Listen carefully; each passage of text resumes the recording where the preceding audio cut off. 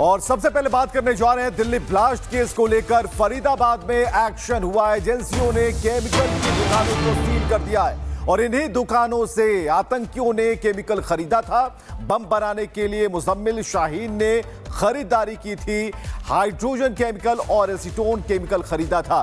तो एक बड़ा एक्शन हुआ है दिल्ली ब्लास्ट केस में, जहां फरीदाबाद में एक्शन और एजेंसियों ने केमिकल की दुकानों को सील कर दिया है, जो बड़ी खबर आ रही है इस वक्त।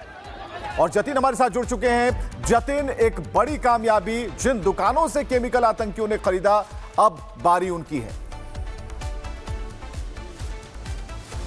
बिल्कुल, देखिए ये बड़ी कार्रवाई द्वारा जो है वो जांच एजेंसियों के द्वारा की गई है। फरीदाबाद की एनआईटी स्थित ये मार्केट है और इस मार्केट से 2 केमिकल की जो शॉप्स है उसको जांच एजेंसियों ने सील किया। बाकायदा एसडीएम रैंक के जो अधिकारी हैं खुद मौके पर पहुंचे, दस्तावेज तमाम खंगाले गए और उसके बाद इन दोनों ही दुकानों को सील किया गया। हालांकि सोर्सेज हमें ये बता रहे हैं कि ये वही दोनों दुकानें हैं जिसके जरिए हाइड्रोजन जो केमिकल है वो डॉक्टर मुजम्मिल और शाहीन ने खरीदा। और उसके अलावा एक एसीटोन करके केमिकल होता है जो कि विस्फोटक बनाने में जिसका इस्तेमाल किया जाता है, वो इन्हीं दुकानों से खरीदा गया। हालांकि एनआईए जो कि लगातार मुजम्मिल और शाहीना से पूछताछ कर रही है, उन दोनों से पूछताछ में इसी दुकान के बारे में जानकारी मिली थी। आज जब टीम वहां पर पहुंची, एसडीएम खुद वहां पर पहुंचे, एसएचओ वहां पर पहुंचे, तो इस दुकान के तमाम जो दस्तावेज है वो खंगाले गए। जांच में यह भी सामने आया कि दोनों के पास ये केमिकल बेचने का कोई प्रॉपर चैनल यानी कि प्रॉपर लाइसेंस नहीं था, जिसको लेकर भी कार्रवाई की गई है। लेकिन सबसे बड़ी बात, इन दोनों दुकानदारों से पूछताछ की जा रही है, उनसे मुजम्मिल और शाहीन की जो फोटोज है उनसे कन्फ्रंट भी कराया जा रहा है।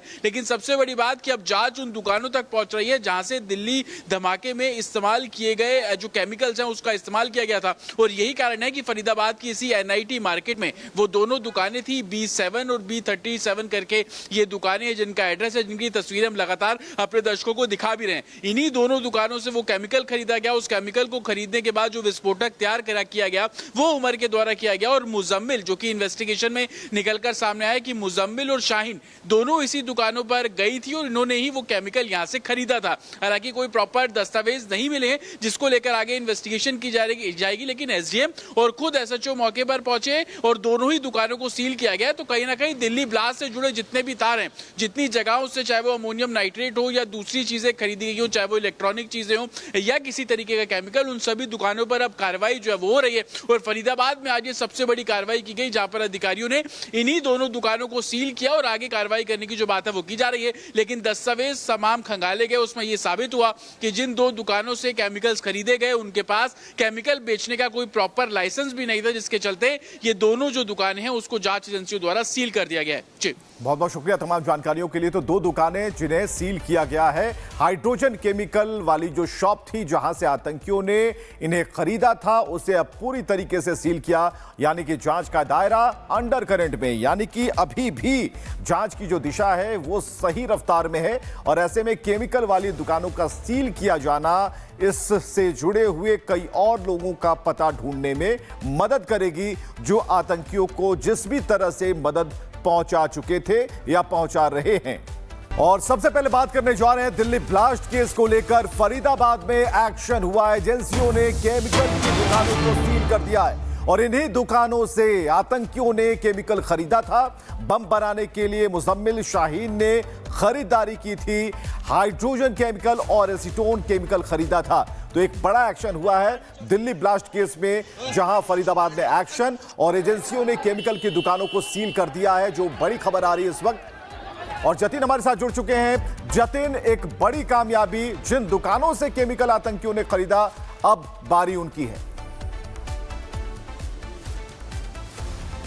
बिल्कुल, देखिए ये बड़ी कार्रवाई द्वारा जो है वो जांच एजेंसियों के द्वारा की गई है। फरीदाबाद की एनआईटी स्थित ये मार्केट है और इस मार्केट से 2 केमिकल की जो शॉप्स है उसको जांच एजेंसियों ने सील किया। बाकायदा एसडीएम रैंक के जो अधिकारी हैं खुद मौके पर पहुंचे, दस्तावेज तमाम खंगाले गए और उसके बाद इन दोनों ही दुकानों को सील किया गया। हालांकि सोर्सेज हमें ये बता रहे हैं कि ये वही दोनों दुकानें हैं जिसके जरिए हाइड्रोजन जो केमिकल है वो डॉक्टर मुजम्मिल और शाहीन ने खरीदा। और उसके अलावा एक एसीटोन करके केमिकल होता है जो कि विस्फोटक बनाने में जिसका इस्तेमाल किया जाता है वो इन्हीं दुकानों से खरीदा गया। हालांकि एनआईए जो कि लगातार मुजम्मिल और शाहीना से पूछताछ कर रही है, उन दोनों से पूछताछ में इसी दुकान के बारे में जानकारी मिली थी। आज जब टीम वहां पर पहुंची, एसडीएम खुद वहां पर पहुंचे, एसएचओ वहां पर पहुंचे, तो इस दुकान के तमाम जो दस्तावेज है वो खंगाले गए। जांच में यह भी सामने आया कि दोनों के पास ये केमिकल बेचने का कोई प्रॉपर चैनल यानी कि प्रॉपर लाइसेंस नहीं था, जिसको लेकर भी कार्रवाई की गई है। लेकिन सबसे बड़ी बात, इन दोनों दुकानदारों से पूछताछ की जा रही है, उनसे मुजम्मिल और शाहीन की जो फोटोज है उनसे कन्फ्रंट भी कराया जा रहा है।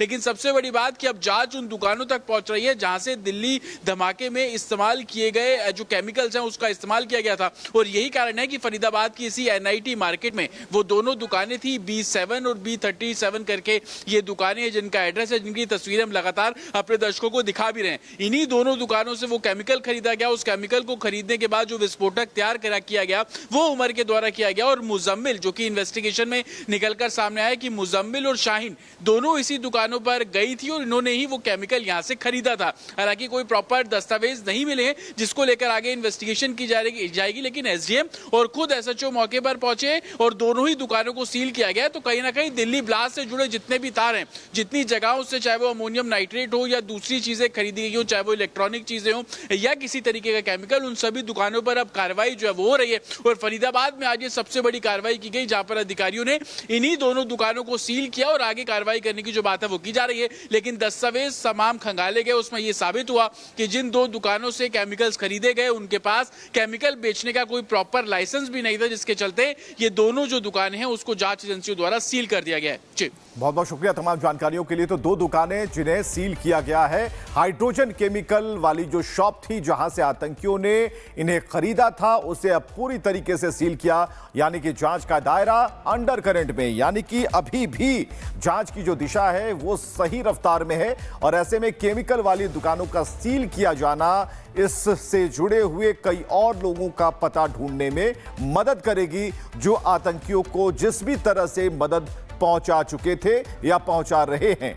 कार्रवाई करने की जो बात है वो की जा रही है। लेकिन दस्तावेज तमाम खंगाले गए, उसमें यह साबित हुआ कि जिन दो दुकानों से केमिकल्स खरीदे गए उनके पास केमिकल बेचने का कोई प्रॉपर लाइसेंस भी नहीं था, जिसके चलते ये दोनों जो दुकानें हैं उसको जांच एजेंसियों द्वारा सील कर दिया गया है। जी, बहुत बहुत शुक्रिया तमाम जानकारियों के लिए। तो दो दुकानें जिन्हें सील किया गया है, हाइड्रोजन केमिकल वाली जो शॉप थी जहां से आतंकियों ने इन्हें खरीदा था, उसे अब पूरी तरीके से सील किया।